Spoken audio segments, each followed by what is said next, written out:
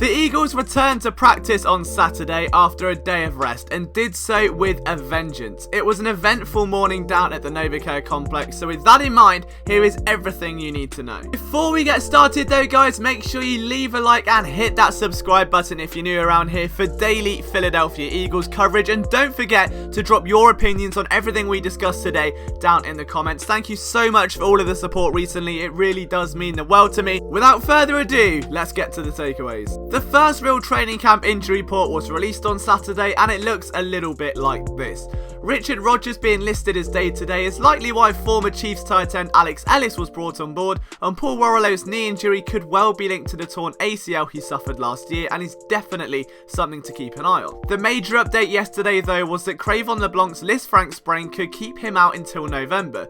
The Eagles will be hoping he's out for no longer than a few weeks, but recovery speeds can differ depending on the individual, so it's not something you can put a strict timetable on, and that is why of course the Eagles didn't hesitate in bringing in Orlando Scandrick. The good news is that LeBlanc should be back just in time for a late season surge, but many will be hoping he's back much sooner than that. It didn't take long for the new kid on the block to make an impact either. 29-year-old safety Jonathan Cyprien put on the number 41 jersey and sprinted straight into second team action, making several eye-catching plays in the process. Blowing up Boston Scott in the backfield for a tackle for a loss, he was also able to completely decimate Josh Adams in a pass protection drill, and while this move is likely for depth purposes, as explained yesterday, Cyprien will likely compete with Andrew Sendejo and Blake Countess for a spot on the back end of the safety depth chart. He has the playing credentials already with 4 consecutive years of 100 plus tackles before moving to Tennessee.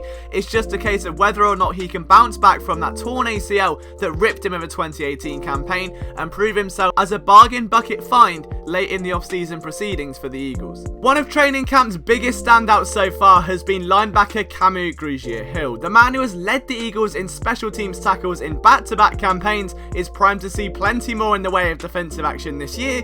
At least so we thought. During a live tackling session today, Camus collided with Jordan Howard and ended up clutching at his left leg. He was carted off the field and there was naturally some real fear and apprehension in the surrounding areas. It would be heartbreaking for the Hawaii native to suffer something like a torn ACL ahead of his contract year that's filled with so much promise. Hopefully it's just a sprain or a cramp. The Eagles really can't afford to lose someone as productive as KGH at this stage. And if you've been around this channel for a while, you would have seen the film room where I stated I think he's got Pro Bowl potential, and I still stand by that. So this would be a heartbreaking loss if the Eagles are to be without Camus Grugier-Hill, and suddenly that linebacker depth would be tested once again.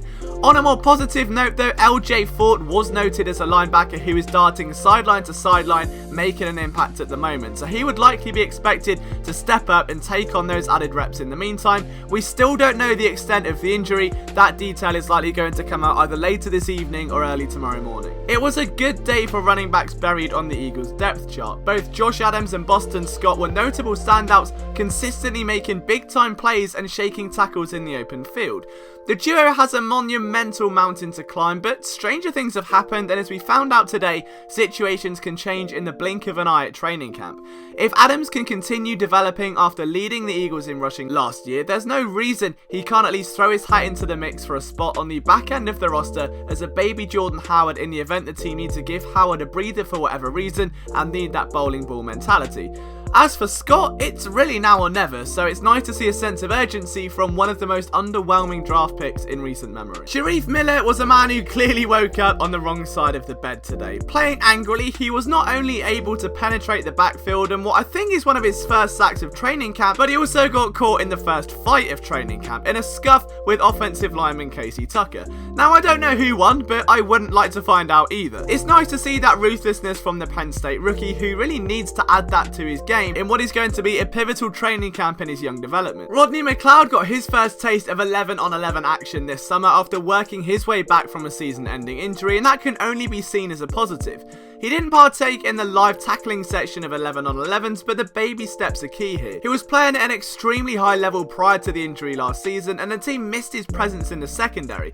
Getting a healthy McLeod back could be an integral part of the season to come, and it certainly looks like things are moving in the right direction. And I'm really running out of puns around the Sega Mega Drive or Genesis or Sega Saturn, whatever it may be, but the rookie receiver continues to make plays in the red zone as expected. The 6'3" wideout has been another of training camp's bright young stars and continues to make an impact where the Eagles are placing a lot of emphasis. And if you want to read more about that and Doug Peterson's continued focus on the red zone and something that is even carried over from his days in Kansas City, I dropped an article at phillysportsnetwork.com. The link to that will be in the description. If you've never been to our website before, now's the time, as I think it coincides quite nicely with this video. Just for good measure, there's a nice update on Andre Dillard, who seems to be taken to the next level like a duck to water. NJ.com's Mike Kay stated on Twitter that he's having himself a good camp and is consistently blocking well in pass protection, which can only be seen as an overwhelming positive, especially considering the extra work he's putting in after practices with guys like Jason Peters.